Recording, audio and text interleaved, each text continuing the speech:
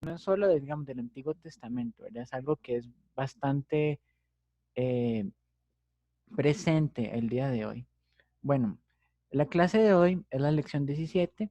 Dice, yo le puse el llamado de los primeros discípulos. ¿Cómo fue ese llamado? Seguir. Ahí, eso. Vamos a buscar todos Lucas 5 del 1 al 11. Y vamos a ver básicamente tres aspectos, que es el público que escuchaba o que estaba en ese momento presente. ¿Qué significa esta expresión? Boga, mar adentro y toda la profundidad, ¿verdad? Porque no es simplemente una instrucción o una orden. Y también, ¿qué sucede tras reconocer el carácter sobrenatural de Cristo? Bueno, busquemos todos Lucas 5 del 1 al 11. Lucas 5 del 1 al 11. Aquí está el pasaje, pero prefiero que lo lean en sus Biblias directamente. Dice así, la pesca milagrosa. Aconteció que estando Jesús junto al lago de Genezaret, el gentío se agolpaba sobre él para oír la palabra de Dios. Y vio dos barcas que estaban cerca de la orilla del lago, y los pescadores, habiendo descendido de ellas, lavaban sus redes. Y entrando en una de aquellas barcas, la cual era de Simón, le rogó que la apartase de tierra un poco, y sentándose, enseñaba desde la barca a la multitud. Cuando terminó de hablar, dijo a Simón, boga mar adentro, y echad vuestras redes para pescar. Respondiendo Simón le dijo, Maestro, toda la noche hemos estado trabajando y nada hemos pescado, mas en tu palabra echaré la red. Y habiéndolo hecho, encerraron gran cantidad de peces, y su red se rompía. Entonces hicieron señas a los compañeros que estaban en la otra barca para que viniesen a ayudarles, y vinieron y llenaron ambas barcas de tal manera que se hundían.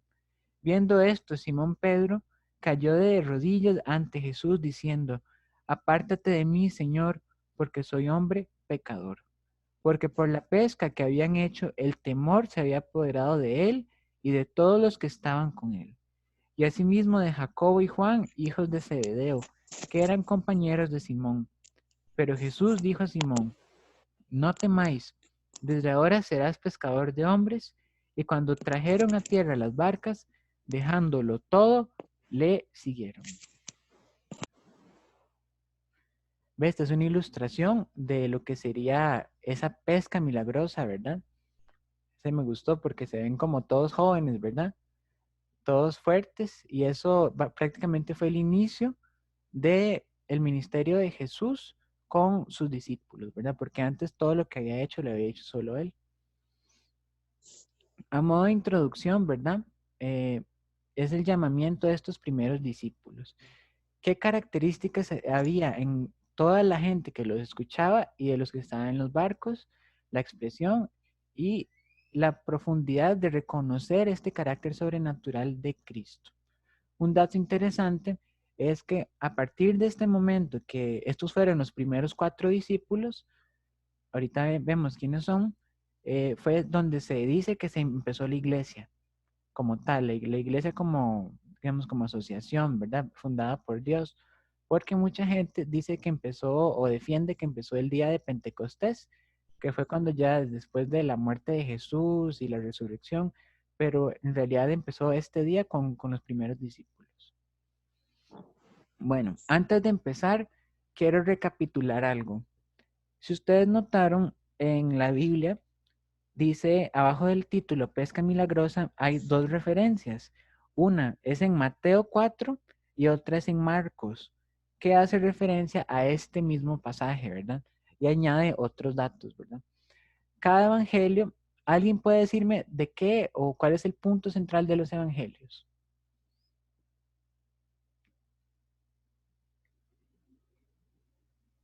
¿De qué tratan los evangelios? ¿De qué hablan?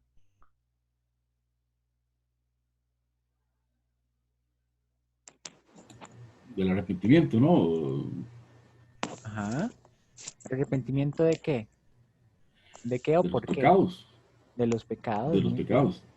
Sí, y Ujú. también especialmente cada evangelio, además de ese mensaje tan importante, don Carlos, de salvación, habla de la vida de Jesús. Cada evangelio tiene un énfasis, ¿verdad? En de Mateo sería Jesús como rey del linaje de David. Y si ustedes ven, empieza directamente desde su nacimiento, ¿verdad? Desde María, desde el ángel que se le apareció a María y todo lo que vino después. Marcos, el énfasis de Marcos es Jesús como siervo, Lucas, Jesús como hijo de hombre y Juan, Jesús como el hijo de Dios. Pero al final terminan contando la misma historia y del mismo personaje, ¿verdad? Central, que es Jesús, pero todos forman una unidad muy interesante. Es como un rompecabezas, ¿verdad? Hay piezas que tiene Mateo que no tienen los demás, pero juntando cada piecita usted arma todo el panorama y es muy interesante. Entonces les invito y les exhorto también a que vayan leyendo durante todos estos días, parte por parte, a partir de eso, porque ya vimos cómo fue el inicio del ministerio de Jesús, ¿verdad? El puro inicio. ¿Qué pasó después de que fue el bautizado? ¿Qué pasó después de que él fue al desierto, ¿verdad? En el Espíritu para ser tentado. ¿A dónde fue? Y ahorita vamos a ver qué pasó después de lo que vimos la clase anterior con Joan, ¿verdad? Que fue el principio de su ministerio. Para recordarles, ¿verdad? Teníamos una iniciativa desde hace tiempo que era aprendernos los libros de la Biblia, ¿verdad? Son 66 libros, ¿verdad? Antiguo Testamento y Nuevo Testamento. En esta imagen, esta la agarramos de un libro que tenía abuelo. Vean que está dividido aquí, ¿cómo se llama? Digamos así, la sección. En este caso, los primeros 5 libros de la Biblia son el Pentateuco y aquí están con el mismo color.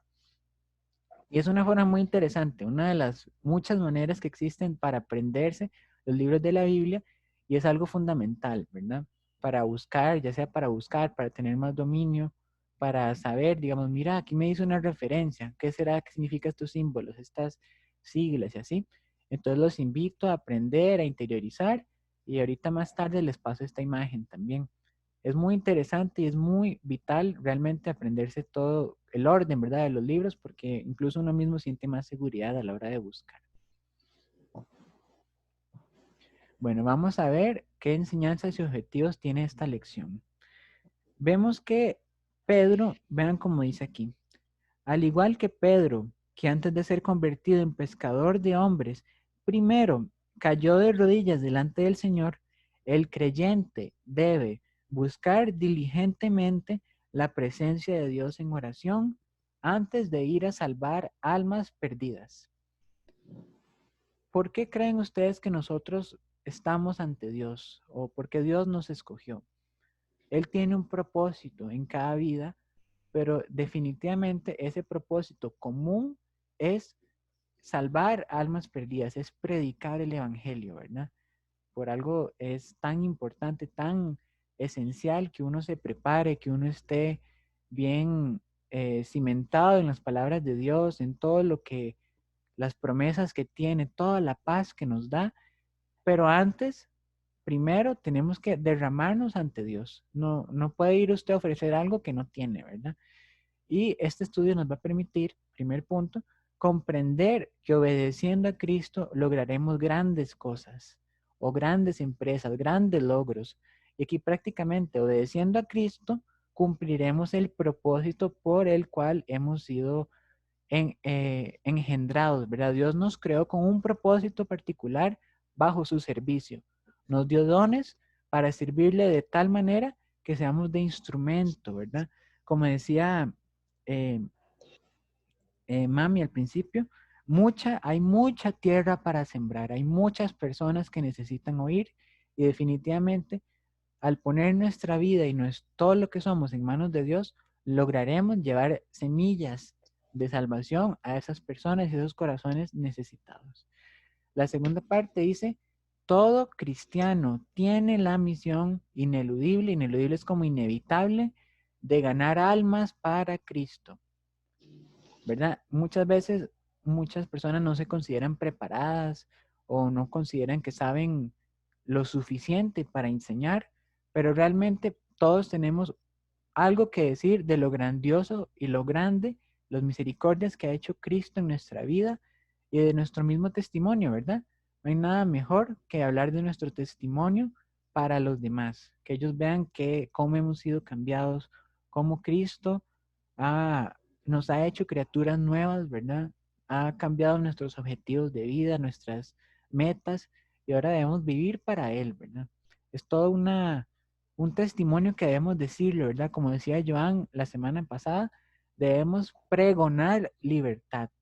Pregonar es como aquellas personas que en el tiempo antiguo, como no había redes sociales y no había tal vez televisión y radio, se paraban en medio de las plazas y decían a voz bien alta, bien audible, todo las noticias del día. Todo el mundo los oía.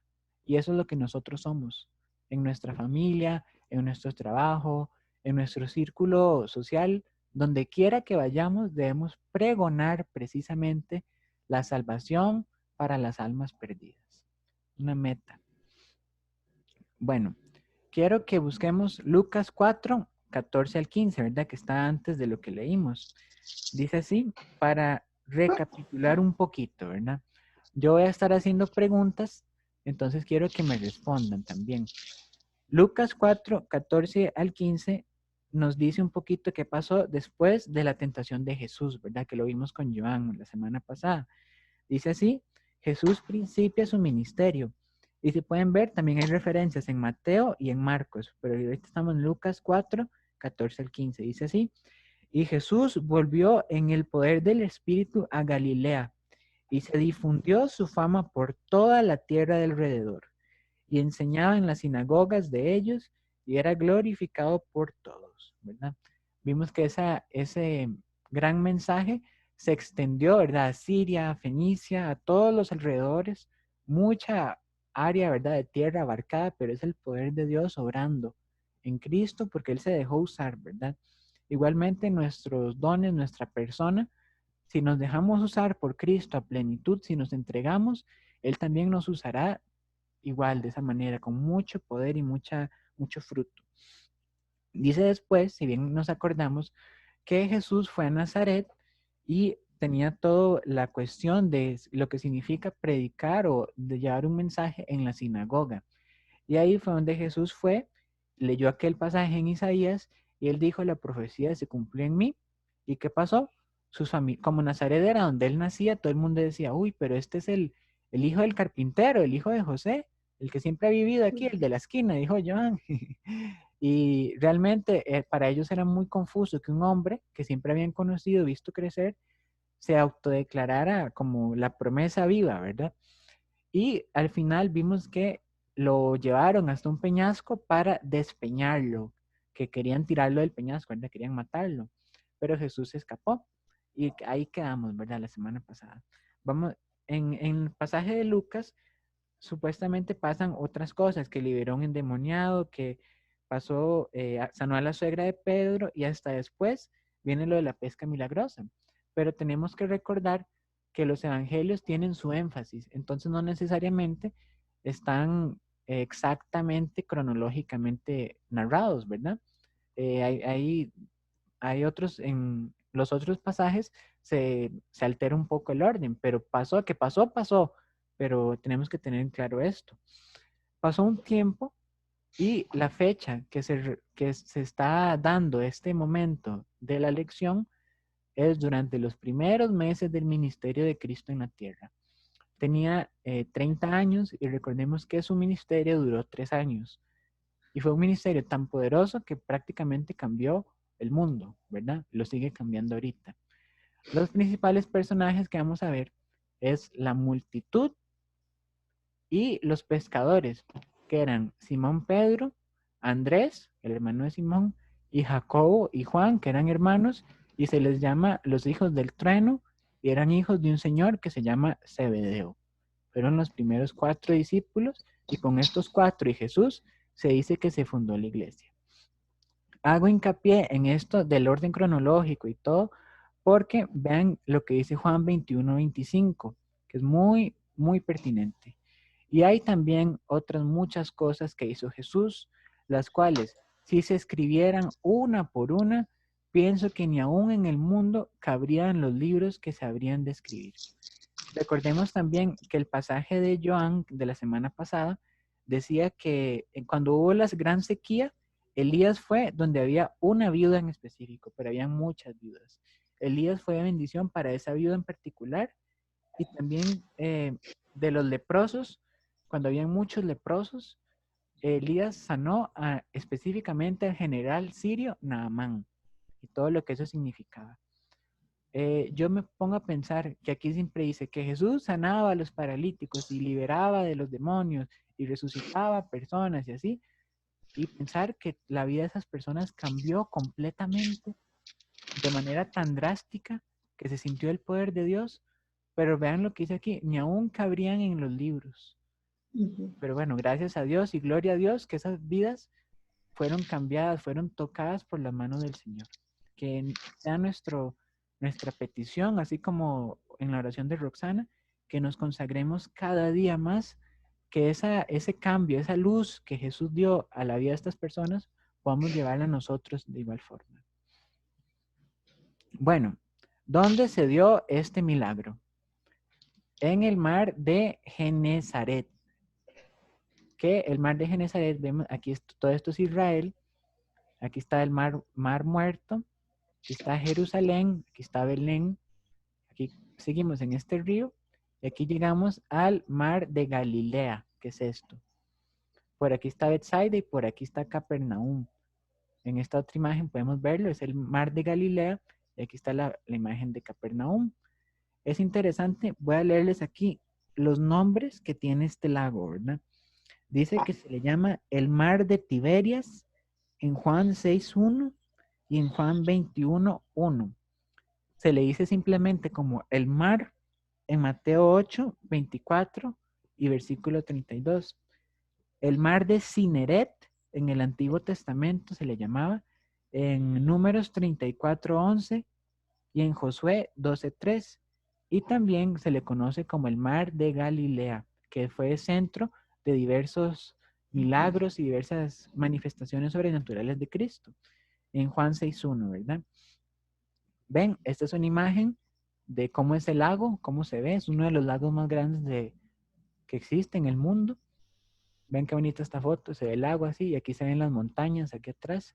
En esta otra también se ven las montañas un poco más de cerca. Bueno, el primer punto que habíamos visto era el público que quería escuchar la palabra de Dios.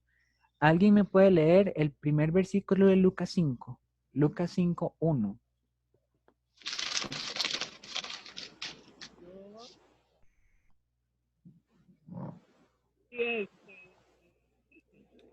Lucas 5:1. Ajá. Ese mismo, tengo una Biblia que Lucas 5, espérate un momentito. No se me vaya, no se me vaya. 5:1. Uno, nada más. Sí, solo el 1. Aconteció que estando Jesús junto al lago de Genezaret, el gentío se agolpaba sobre él para ir a la palabra de Dios. Vio dos barcas que Hasta estaban ahí, el 1 okay. nada más. Okay. Bueno, sí. Muchas gracias, don Carlos. Vemos que ahí la gente muchas veces, en muchos pasajes, se dice que seguían a Jesús porque le llegaban a sus enfermos o porque buscaban sanidad o porque querían verlo, nada más, ¿verdad? ¿Quién era ese hombre que tanta conmoción causó en su momento? Pero vemos que aquí, ¿por qué estaban estas personas siguiendo a Jesús? Porque querían oír, dice que se agolpaban sobre él, están casi encima de él para oír la palabra de Dios. Entonces vámonos otra vez a Lucas 4, capítulo 4, versículos 31 y 32. Alguien que me lo pueda leer, por favor. Lucas 4, versículos 31 y 32.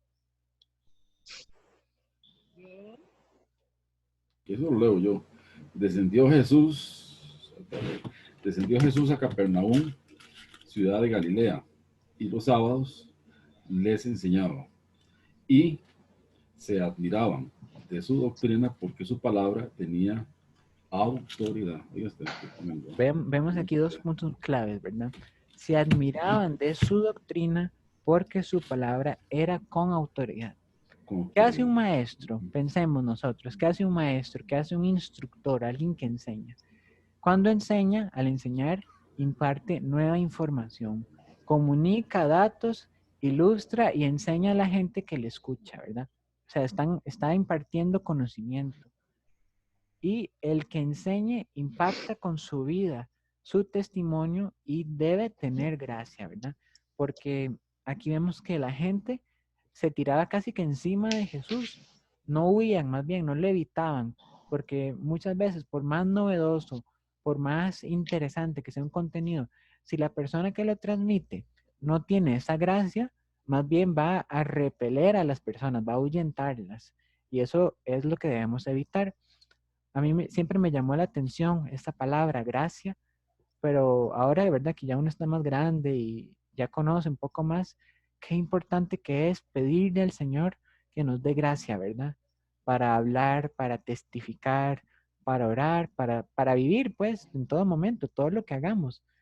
Porque realmente esta gracia es nuestro testimonio, es lo que habla, lo que va a brillar en nosotros.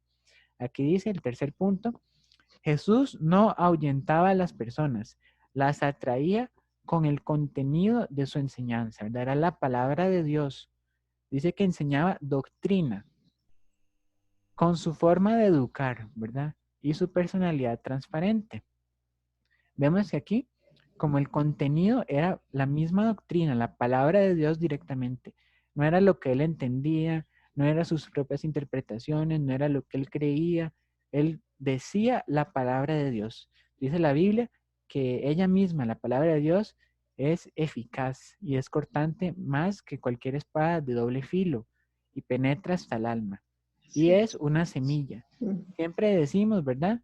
Que cuando la semilla se plantó, y esa semilla es palabra de Dios, es contenido, es doctrina, sana doctrina, se va a volver, va a hacer su fruto en su momento, ¿verdad? Siempre es así.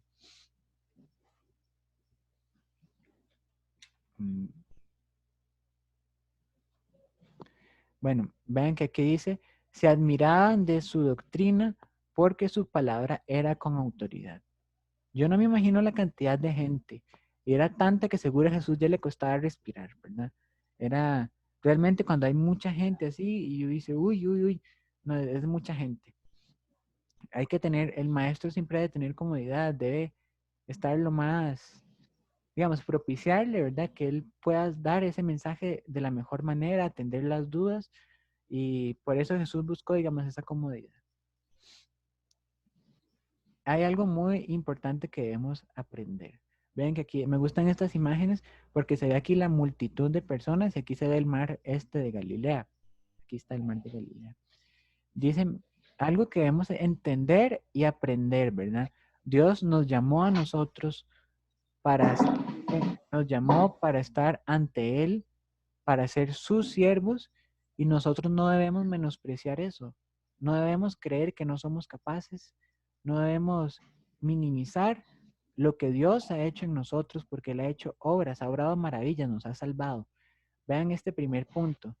Cada uno de nosotros es estudiante y es aprendiz y a la vez es maestro.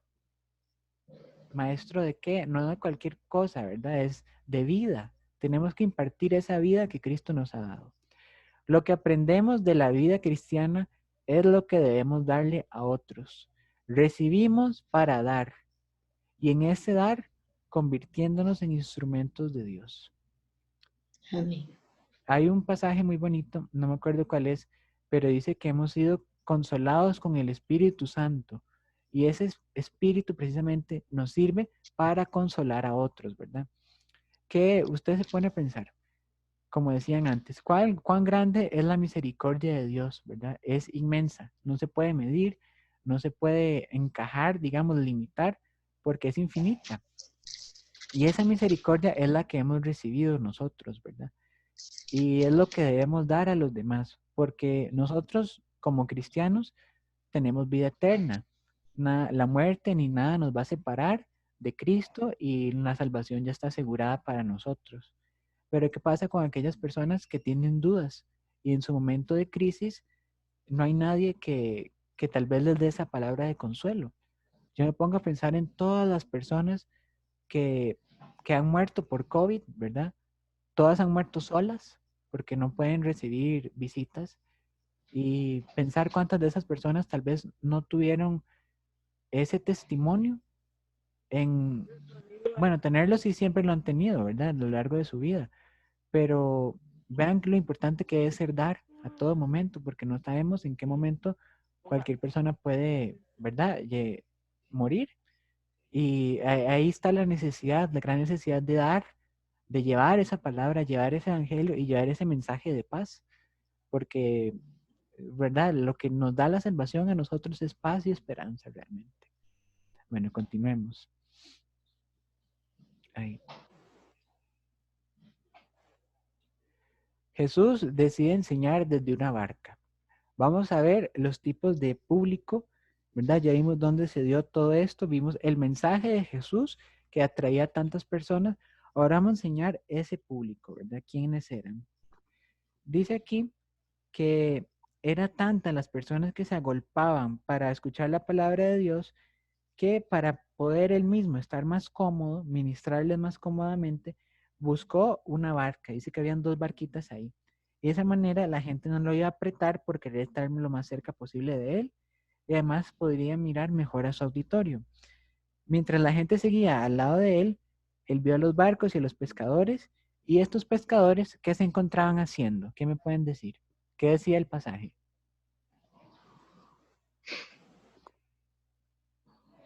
El versículo 2 de Lucas 5.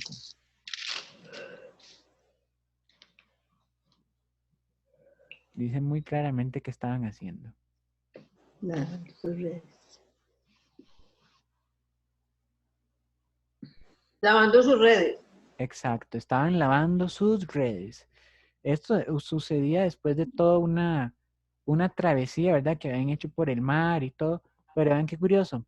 Estaban lavando las redes, pero no estaban lavando ningún pescado.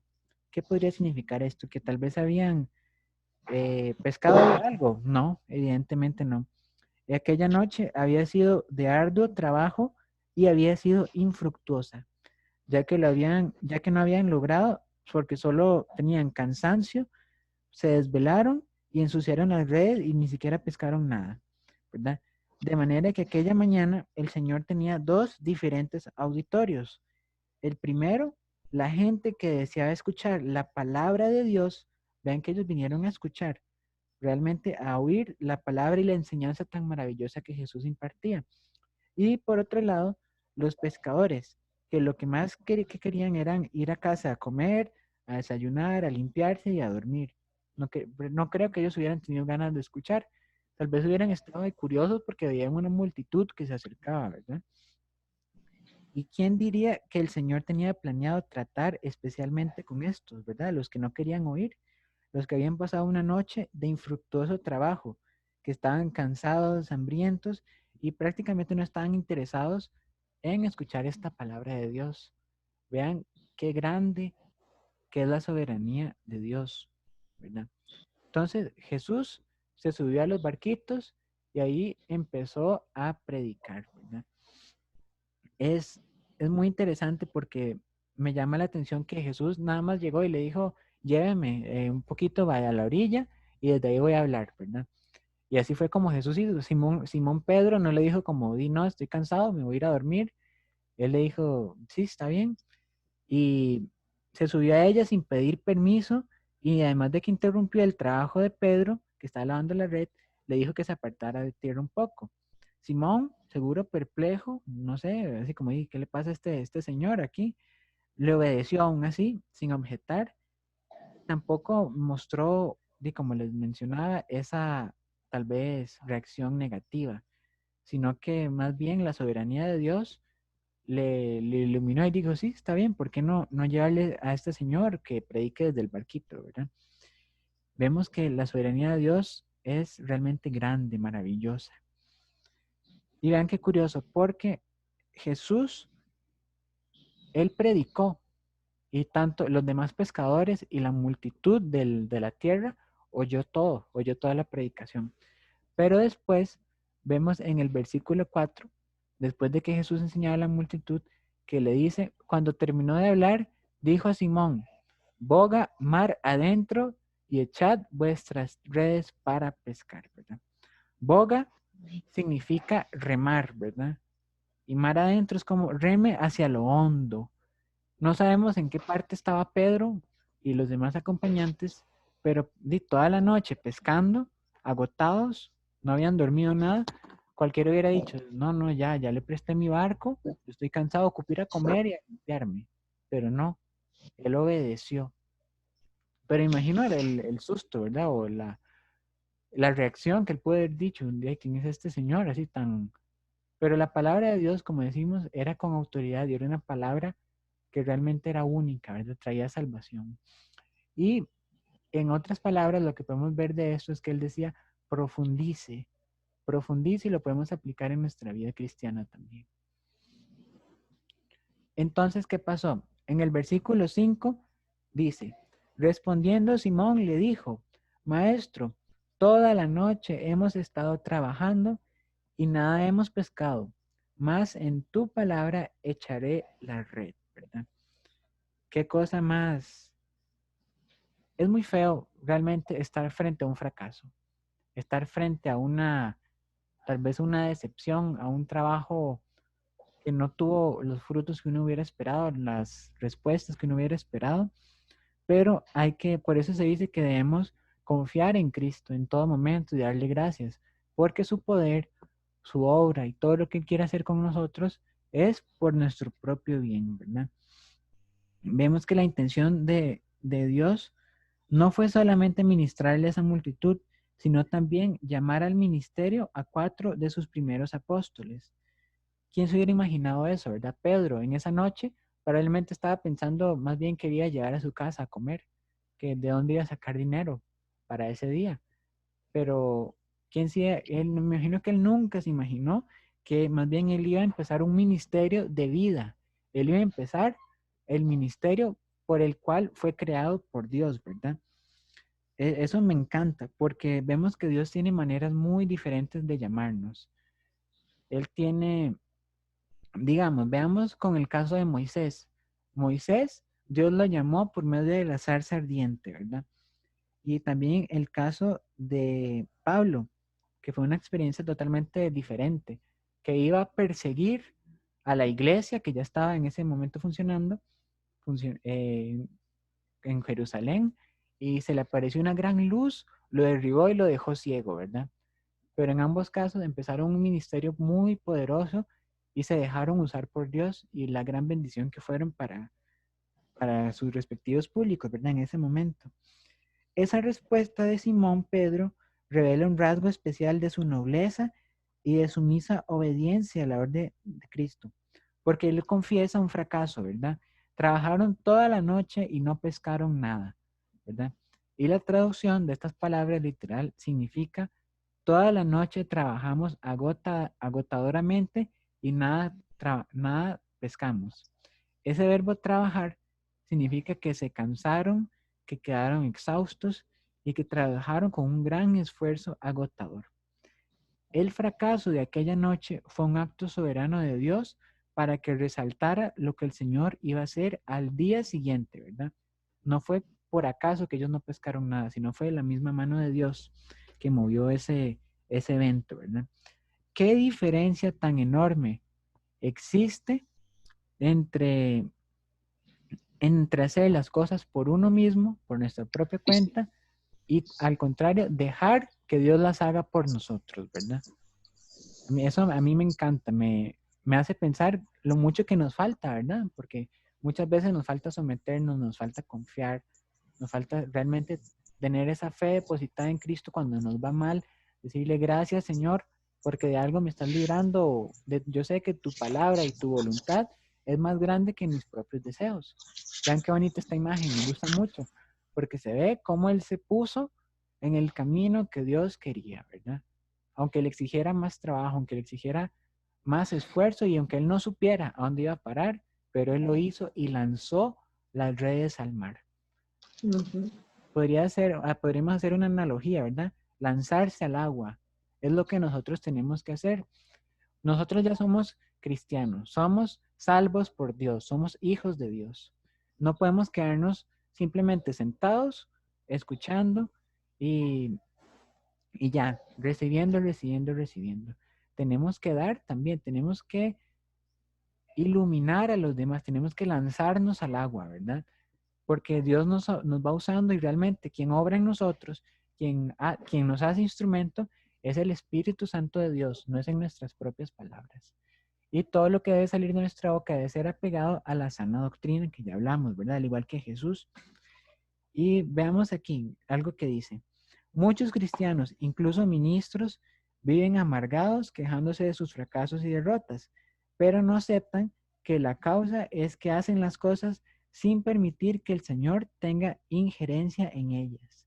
Debemos dejar que Dios nos guíe, debemos estar en una constante actitud de comunión con Dios, estudiando la palabra de Dios, memorizando versículos, orando y compartiendo también. Este es un medio del Zoom que tenemos, es un medio grandioso que tenemos de promover ese compañerismo, ¿verdad? Que tal vez presencialmente nos hace mucha falta. Sigamos adelante. ¿Qué dijo Pedro? Más en tu palabra echaré la red. ¿Y qué pasó? Alguien que me lea el versículo 6, por favor. 6 y 7 de Lucas 5.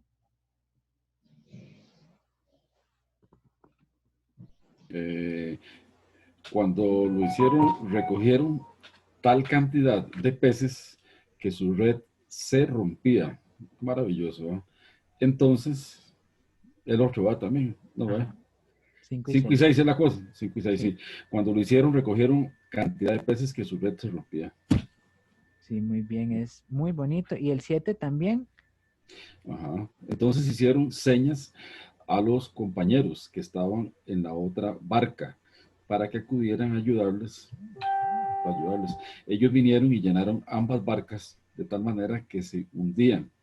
Qué ¿Verdad? cosa Okay. más maravillosa, ¿verdad? Sí, Eso es el poder de Dios obrando. sí. Yo creo que Amén. muchos de nosotros hemos visto la mano de Dios obrando, ya sea en su propia vida o en la vida de parientes, ¿verdad? Amigos, cómo Dios ha hecho el milagro, ¿verdad?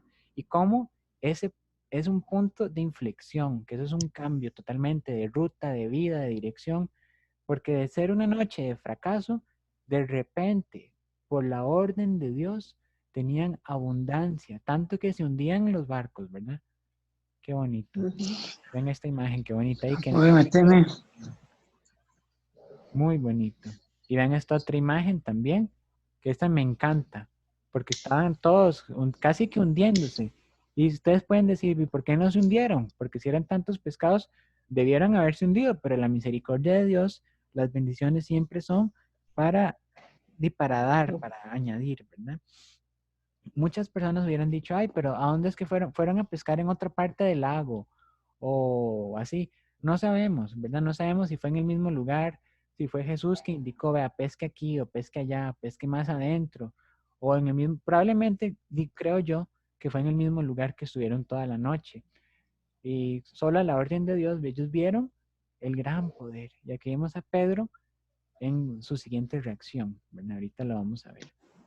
Pero qué maravilloso tener esa sensación de, mira, este era lo que Dios quería que hiciera, que lo hiciera a su manera, que lo hiciera como Él me dice que hiciera las cosas.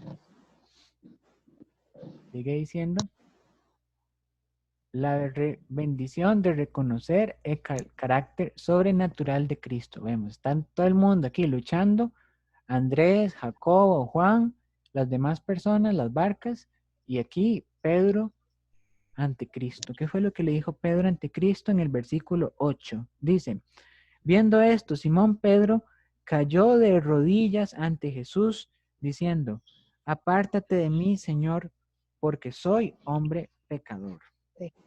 Qué grandes palabras, voy a decir esto. Vamos a ver. Vemos algo aquí muy interesante. A partir de este versículo 8, vemos que no se menciona nada de los pescados. No se menciona nada de los pescados, sino que más bien nos enfocamos ahora en lo que fue el propósito de este milagro. ¿Cuál fue? pues llamar a Pedro, a Andrés, a Juan y a Jacobo al ministerio de Cristo. Dejar esta vida de pescadores, de pescados, ¿verdad? Digan, valga la redundancia, para ser pescadores de hombres, para ser predicadores, para llevar esa semilla, ¿verdad? A diferentes terrenos, a diferentes corazones. Qué curioso, porque a pesar de esta abundancia material, que a pesar de que esto es lo que vivían ellos, el énfasis que Cristo dio fue totalmente diferente. Vean lo que dice aquí. La pesca milagrosa no tenía como finalidad primordial suplir las necesidades materiales de Pedro y sus compañeros. Había otras razones, como por ejemplo, Cristo deseaba afirmar en el corazón de quienes serían sus más cercanos discípulos su carácter sobrenatural, quién era Él realmente. También deseaba darles una enseñanza gráfica de lo bendecido, de lo fructuoso que sería su ministerio, ¿verdad? Como predicadores, y también enseñarles que la abundancia de aquella pesca sería símbolo de las multitudes que vendrían a los reinos de los cielos gracias al servicio que ellos prestaron. Esta frase me encanta. Y también 4, que comprendiesen que la misión a la cual estaban siendo llamados no se promueve con recursos, estrategias y métodos humanos, sino con la autoridad que procede de Dios. Qué bonito, ¿verdad? Aquí vemos que la misión es dada por Dios. Dios es el que da la misión, Dios da la palabra, Dios da el instrumento. Cada uno de nosotros tiene dones, tiene formas. Incluso, vean, una persona que cocine puede cocinar para la gloria de Dios también. Puede ayudar en alguna misión, puede ayudar en para algún, no sé, pastor o así, ¿verdad? Algo muy especial. Nosotros no podemos menospreciar lo que Dios nos ha dado. Más bien debemos darle gracias a Dios y, como dice la Biblia, hacer todo como si fuera para Dios y no para los hombres. Y vemos que inmediatamente después de la pesca, ¿qué dice Pedro? Apártate de mí porque soy hombre pecador. Ay, perdón. Esta simple frase dice mucho porque, digamos, no fue solo él, porque vean primero que le dijo, apártese de mí. Probablemente le dio miedo, le dio susto que Jesús fuera tan grande, fuera no simplemente un hombre. Y todo eso es una reacción que debemos tener nosotros mismos. Reconocer nuestro pecado, reconocer nuestras faltas como seres humanos, entregarnos a Dios y decirle, Señor, límpiame y hazme, como decía la oración de Roxana, consagrándonos cada día más, ¿verdad? Otro de las 3 características que Pedro y los discípulos enfrentaron este primer día fue que vieron el carácter sobrenatural de Jesucristo, su deidad, y después también vieron su deficiencia espiritual que los obligaba a reconocerse como pecadores. Y además, como plus, tuvieron la misión apostólica a la cual el Señor los había llamado, que determinaría el futuro total de sus vidas. Ellos dejaron completamente esta vida de pescadores y cambiaron de rumbo para dedicarse a predicar la palabra de Dios. Vemos que Pedro cayó de rodillas ante Cristo. Y esto es una manifestación poderosa, que uno puede decir muchísimas cosas. Vemos que eso le pasó a Isaías también, en Isaías 6:5, cuando tuvo una visión de Jesús, bueno, de Dios más bien, dice así, Isaías 6:5, ay de mí que soy muerto, porque siendo inmundo de labios y habitando en medio del pueblo que tiene labios inmundos, han visto mis ojos al Rey Jehová de los ejércitos. Eso es en Isaías 6:5. Y en Juan también tuvo visiones de Jesús y de Cristo. Perdón, de Jesús y de Dios. En Apocalipsis 1:17. Dice así, cuando estaba en la isla de Patmos. Dice, cuando le vi, caí como muerto a sus pies, y él puso su diestra sobre mí, diciéndome, no temas, yo soy el primero y el último. Todo encuentro con Dios debe hacernos reconocer nuestras miserias espirituales. Aquí vemos también después, en un análisis más profundo, que tanto Pedro como Jacobo y Juan presenciaron diferentes momentos importantes, ¿verdad? Como la resucitación ¿sí? de la hija de Jairo en Marcos 5:37, la transfiguración de Jesús en Mateo 17:1 y la oración en el Getsemaní, cuando agonizó en oración, que en Mateo 26:37, antes de la crucifixión. Y los tres murieron como mártires, ¿verdad? Jacobo fue ejecutado por Herodes, eso está en Hechos 12:2. Pedro murió crucificado, Juan 21:18 al 19. Y Juan fue echado en una olla de aceite hirviendo, pero después él sobrevivió, por la gracia de Dios. Yo no sé cómo sobrevivió, probablemente quemado y desfigurado, y ahí fue donde lo llevaron a la isla de Patmos, y ahí después murió de viejito. Vean que aquí la respuesta de Jesús es muy bonita. Vean lo que les decía. El versículo 9 dice, porque por la pesca que habían hecho, el temor se había apoderado de él y de todos los que estaban con él. Y asimismo de Jacobo y Juan, hijos de Zebedeo, que eran compañeros de Simón. Pero vean la linda y amorosa respuesta de Jesús, que él tenía gracia para saber qué decir en cualquier momento. Jesús respondió en el versículo, el mismo 10, dijo a Simón, no temas, desde ahora serás pescador de hombres. Y el 11 dice, y cuando trajeron a tierra las barcas, dejándolo todo, le siguieron. Ahí no es que iban a dejar las barcas solas, ¿verdad? Abandonadas. A lo que se entiende y lo que nos dice otros pasajes, dejaron al papá Zebedeo, de Jacobo y Juan, y a los jornaleros que se encargaran de lo demás, pero ellos cambiaron totalmente el rumbo de su vida. Fueron obedientes a hacerlo prontamente, ¿verdad? No como el muchacho rico que dijo, es que tengo muchos bienes, tengo muchas cosas que hacer, muchos proyectos. Vean, dejándolo todo, le siguieron. Hay algo fundamental en esta historia que ya está como a modo de conclusión, que es que ellos tuvieron, bueno, que no debe ser pasado por alto, más bien, que es la manifestación sobrenatural que hizo Cristo y que ellos lo reconocieron, ¿verdad? En primer punto, ellos tuvieron un concepto distinto de Jesús, ¿verdad? No era un hombre cualquiera.